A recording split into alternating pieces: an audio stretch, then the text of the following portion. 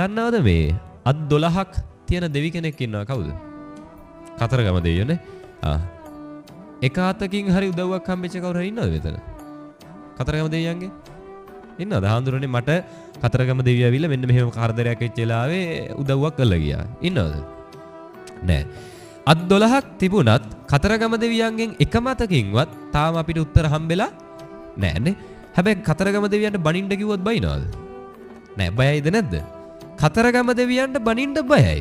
හැබැයි අත් 12කින් නෙවෙයි අත් 1000කින් කරන්න බැරි දේවල් අපේ තාත්තලා අපි වෙනුවෙන් කළා තියද නැද්ද?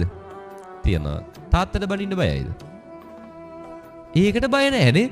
මාර වැඩ අපේ තියෙන්නේ. කතරගම දෙවියන්ට බනින්න බයයි. ඝන දෙවියන්ට බනින්න බයයි. හැබැයි අම්මට තාත්තට බනින්න බයක් නෑ. මතක තියාගන්න ඔය කතරගම දෙවියන්ට ඝන දෙවියන්ට එහෙම බනින්න අපි එකපාරක් දෙපාරක් හිතනවා නම් අපේ අම්මට තාත්තට එරෙහිව කතා කරන දසදහස් වාරයක් අපි හිතන්න ඕනේ. පැහැදිලිද? ඒ නිසා අපේ ජීවිතේ දෙවියන්ටත් වඩා උඩින් මේ බුදුරජාණන් වහන්සේටත් වඩා උඩින් ඉන්න ඕනේ කවුද? අම්මයි තාත්තයිනේ. ඒකනේ gedara budun කියලා කිව්වේ. හේතුව තමයි මේ අපිට බුදුහාමුදුරුවෝ පෙන්වුවේ කවුද? අපේ අම්මයි තාත්තයිනේ. අපිට ඔය හැම දෙවි කෙනෙක්ම පෙන්වුවේ කවුද? අම්මයි තාත්තයි. ඒ නිසා මතක තියාගන්න ජීවිතේ අපි අංක එකට ගරු කරන්න ඕනේ දෙන්නෙක් තමයි කවුද? අම්මයි තාත්තයි.